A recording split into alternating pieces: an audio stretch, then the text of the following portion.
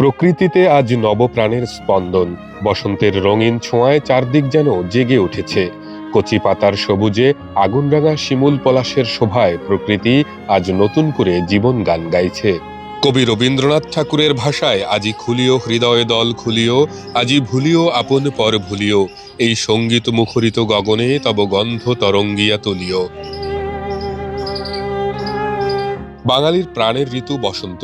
প্রকৃতি নিয়েছে বাসন্তী রং, বইছে দক্ষিণা সমীরণের মৃদু হিল্লোল। অনেক তরুণীর পরনে হলুদ বাসন্তী আর কমলা রঙের শাড়ি, মাথায় গাঁদা ফুলের মুকুট।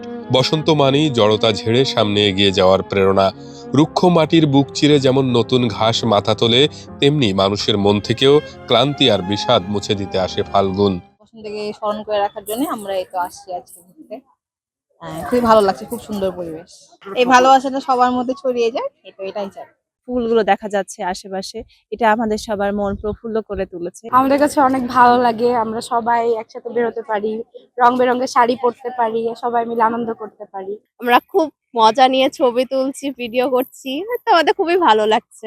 সবাই ভালো থাকুক, বাংলাদেশের মানুষ বিশেষ করে শান্তিতে থাকুক এবং প্রত্যেকের মধ্যে একটা ভালোবাসা জাগ্রত হোক।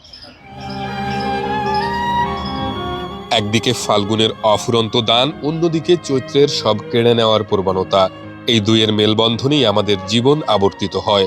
বসন্ত আমাদের মনে করিয়ে দেয়, জীবন যেমন রঙিন হতে পারে, তেমনি কঠোর ও শুষ্ক হওয়াটাও প্রকৃতির নিয়ম।